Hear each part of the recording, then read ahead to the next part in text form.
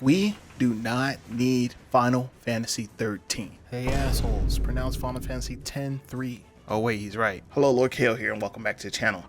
One thing I've been seeing on my timeline, Twitter and Discord alike, we actually had a pretty good conversation about it in my own Discord, talking about Final Fantasy X, Final Fantasy X-2, the story and everything like that, as well as, the possibility of Final Fantasy X-3 being created. And, I had a lot of ideas and I had a lot of thoughts about that. So, this is something I wanted to express with you guys. The YouTube algorithm be damn, I don't care if the conversation was a month ago, you're getting it now, all right? For today's video, we're gonna do something a little different. I wanted to challenge myself to kind of express my ideas in a very condensed and concise manner today. So I've actually elected to do a 7-minute timer to try and get out all my ideas about why we don't need Final Fantasy X-3 and just kind of keep it to the facts. So if you guys like the video, please make sure you like, comment, subscribe, join us in Discord for Final Fantasy talk, and let's talk about why we don't need Final Fantasy X-3 now.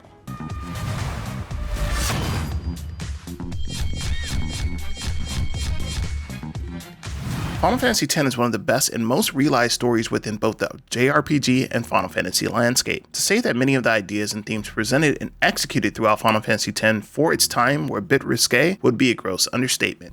The themes of religion, political corruption, faith, and sacrifice had all been introduced and discussed in one way or another throughout the history of the Final Fantasy series. However, what set Final Fantasy X apart is a meticulous attention to detail that permeates every fiber of that game, and in some ways very eerily mirrors our own reality. Final Fantasy X as a complete package isn't perfect by any stretch of the imagination. The game's linear nature and voice performances in particular come to mind as something that has definitely aged like milk.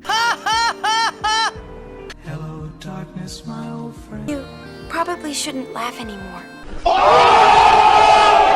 However, in the things that it does well, it is almost peerless when it comes to its other contemporaries within the JRPG category. The world of Spirit feels fully realized and everything is interwoven and connected within itself. From the endless cycle of sin being a physical representation of what the denizens of Spirit believe to be their own shortcomings within their faith, to the fact that when you defeat enemies, they physically become faith that tie into the balance of life within the world of Spirit. God damn, even just talking about this gives me a very bittersweet sense of melancholy, that this was one of the last mainline Final Fantasy titles that really had it all.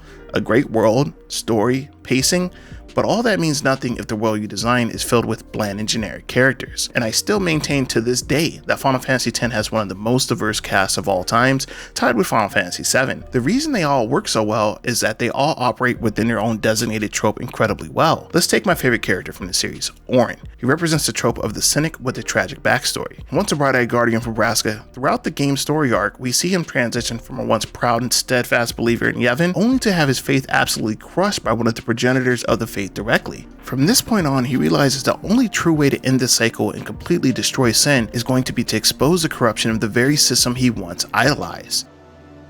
What do you mean? Those who turned from Yevon died, while the faithful live on. The past 10 years have changed you, I see. But why does this work? This isn't exactly an original trope in any sense of the imagination. Let's harken back to what I said just a bit ago. This method of storytelling is so effective because the time the game takes to establish the preeminence of Yevon as a religion, as well as the constant and grave threat sin has to the world of Spira. And as the story continues to progress, the weight on our characters' shoulders slowly becomes a burden on our own to help break the cycle of sin and to help usher in the eternal calm. We very clearly see the suffering and the pain that all the denizens of Spira have encountered with dealing with sin, and we want just as much as all these characters to help bring about this peace. Each character in the original, for the most part, arcs have been fully fleshed out with both a satisfying and at sometimes somber conclusion. They have served their purpose in an exquisite manner, and bringing them back for the wrong reasons is already a pretty severe misstep that we've seen in Final Fantasy X-2. Speaking of Final Fantasy X-2, the more I discuss with other Final Fantasy community members, the more it's decidedly very mixed reception and overall legacy makes sense. It gave precious little towards expanding the overall original story and mythos, while sidelining the majority of the original cast. And while it had its number of missteps, I could probably forgive it all, but this. It should have been me, not him! It's not fair! Now somebody explain this to me. How in the world would Lulu actually end up with Wakka? Why is she going from brother to brother? I need explanation, right?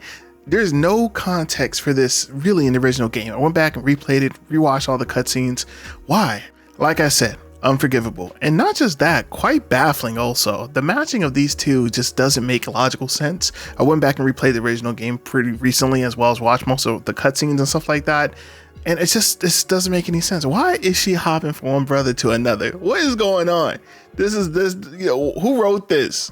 Like I said, this is unforgivable. And now back to your regularly scheduled program. This is another game that exists for the wrong reasons, pure and simple. Square Enix was looking for a way to maximize profits, and reusing of assets was a natural avenue for them to explore for several titles, all with decidedly mixed reactions. You know what, guys? Maybe I got this all wrong, and traversing back to the world of Final Fantasy X has some merit. Roll some of that script for me.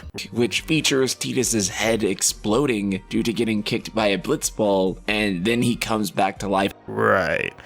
And before you guys start going ham in the comment section, I know that Tidus isn't technically dead, or was he ever technically alive, and could come back. I feel that this would, without a doubt, lessen the impact of his sacrifice and death from the original title. Some things are actually just perfect the first time around, and this is one of them. Watching Tidus go from a Blitzball Pro to a Guardian to the slow and ebbing realization that by defeating Sin and ending the dream, his life would also come to an end, but doing it anyway is an excellent story arc, not unlike his old man. And one thing that happened in the month it took from the time this news launched until the release of this video was the release of the final chapter of the Evangelion Rebuild series. And while watching it, I couldn't shake this feeling that sometimes creators really don't understand when they have a masterpiece on their hand. Yes, it's his project. Yes, they have a right to retcon or expand on any aspects that they like within their own mythology or their stories or their narratives. But the lingering question that I'm always brought back to is, should they? Are you bringing something truly divine to the original story and setting, or are you trying in vain to rewrite an element of your past? Just to make one thing super crystal clear, it's any creator's right to want to expand or even change on the story and universe that they've created. However, this is where there's an inherent issue with all sequels. They often are based off good ideas being propelled by the completely wrong reason. This is something that we've seen time and time again, which causes issues with continuity and seriously damages all that came before it. Case in point. Would I love to go back to Spear again? Yeah, absolutely.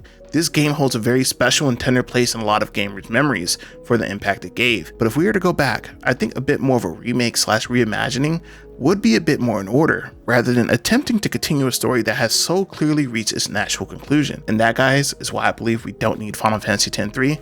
But I want to hear from you guys in the comments. What do you think? Would you appreciate having Final Fantasy X-3? It does have the original writer attached, and Tetsuya Nomura is kind of floating around, so there is some quality, of individuals abound. Let me know what you think in the comments. This is my thoughts here. LC signing out. Peace.